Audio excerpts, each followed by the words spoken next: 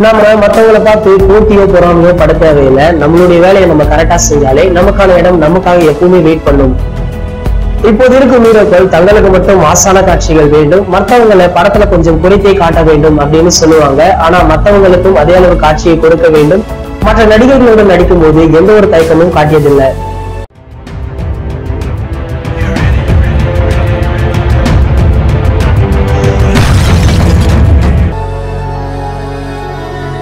Every week இனிமே தலை போல வரும் ஷோவை நாங்க அப்லோட் பண்ணிடுவோம். Don't miss it.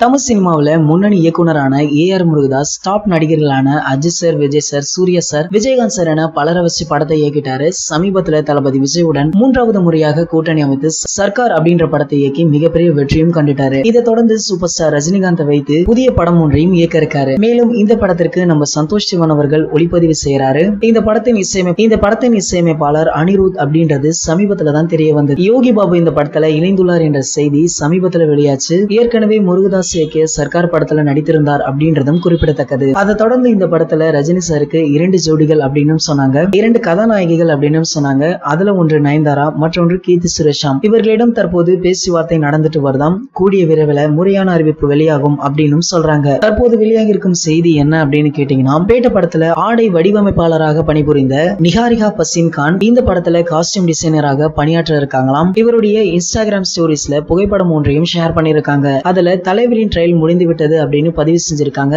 இதனால சூப்பர் ஸ்டாரின் கெட்டப் என்னவாக இருக்கும் அப்படின்னு ரசிகர்களும் ரொம்பவே ஆவலாக இருக்காங்க. இதற்கு முன்னாடி பொங்கல் ஸ்பெஷலாக வெளியான பேட்ட படத்துல ரஜினி சாருடைய கெட்டப் பெரிய அளவுல பேசப்பட்டது. அவர்களே இந்த படத்திற்கு காஸ்டியூம் டிசைனராக அமைந்துள்ளதால இந்த படத்துடைய கெட்டப்புக்கும் மிகப்பெரிய எதிர்பார்ப்பு எழுந்திருக்கு அப்படின்னு சொல்லலாம். பேட்ட படத்துக்கு முன்னாடி தலைவர் ரஜினி பலவிதமான கெட்டப் போட்டிருந்தாலும் அனைத்து கெட்டப்களுமே அவருடைய வயதிற்கு ஏற்றவாறே அமைந்திருக்கும். ஆனால் பேட்ட படத்துல 90ஸ்ல பார்த்த அதே இளம் ரஜினியை கண்ல காட்டினாங்க.